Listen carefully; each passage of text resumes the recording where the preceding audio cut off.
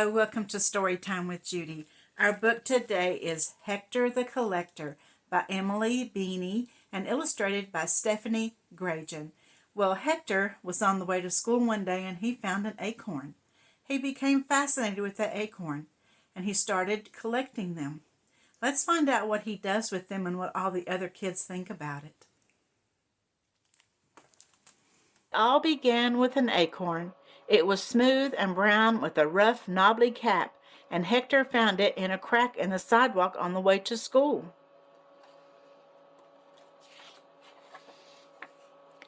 At recess, he found two more. One was skinny and green. The other was short and chubby, like an old man with his hat pulled over his eyes. On the way home, he picked up some more.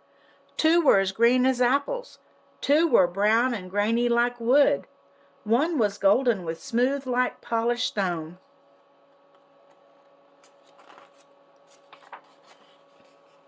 Some were round, some were long, some were stubby. They all had rough, knobby caps. They were all different. They were all the same. They were all beautiful. Hector put them in his pockets, and when his pockets were full, he put them in his desk at school. One day after lunch, his teacher checked everyone's desk to see if they were all tidy.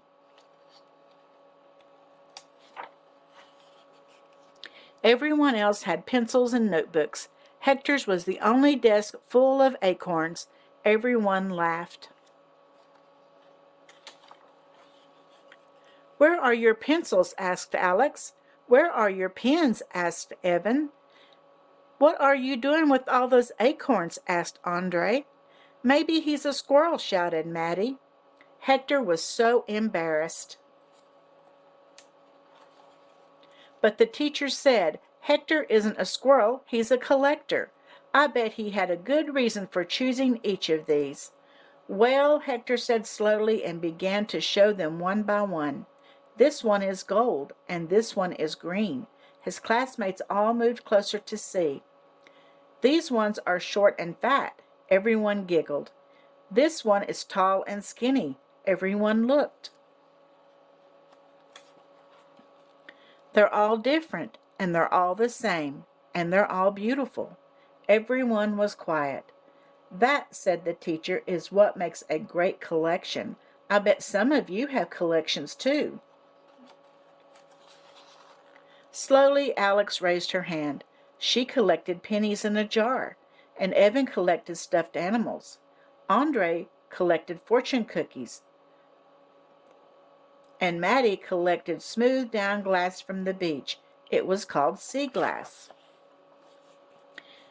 Jesse's father collected baseball cards, and Derek's grandma collected stamps. There were lots of ways to collect things. You could collect old scraps of fabric in a quilt, or photographs in an album, or songs in your head.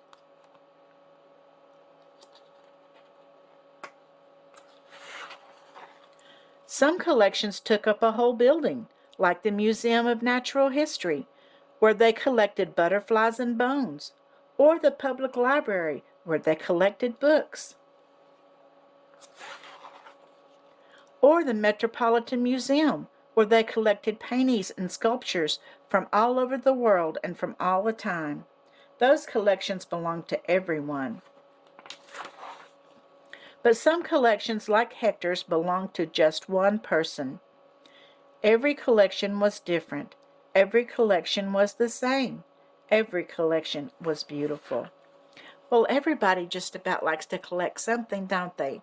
I think it's just our nature to do that. I know I have a couple of collections of some things. What do you collect? That would be interesting to know. I hope you enjoyed this book, and let me know maybe if you collect something. I'll see you again tomorrow. Don't forget to like and subscribe.